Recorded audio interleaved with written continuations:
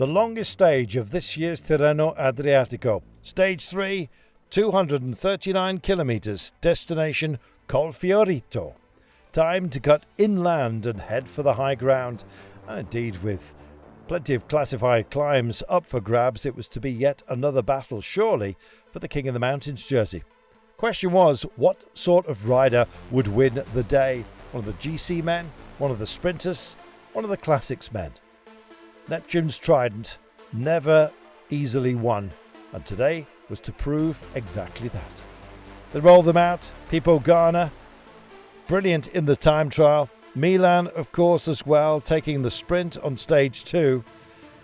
And we left the sunshine behind us. Soon the rain came down and also the temperatures tumbled. An early breakaway did indeed form. Just 2 riders out there, Bais and indeed Confortilli. Well, they started to amass mountains points, but really it was about the end of the day. How would that pan out?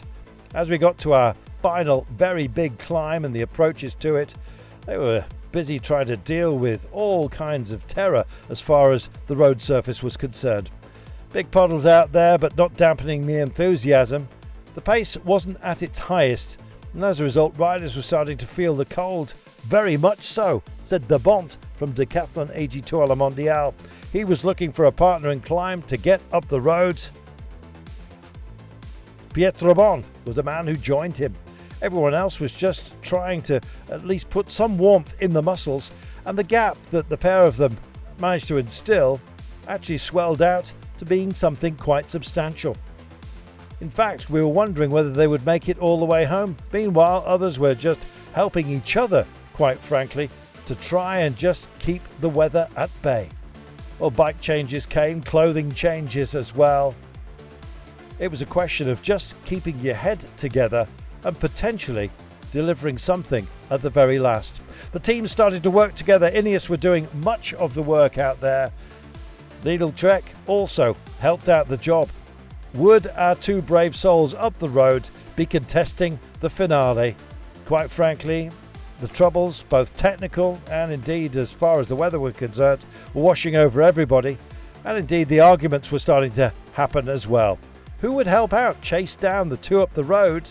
Milan himself found himself on the deck, I'm afraid, was having to make his way back in. Crashes aplenty, and of course percentages as well to be had. Freestyle they were going, and then the reach outs were happening.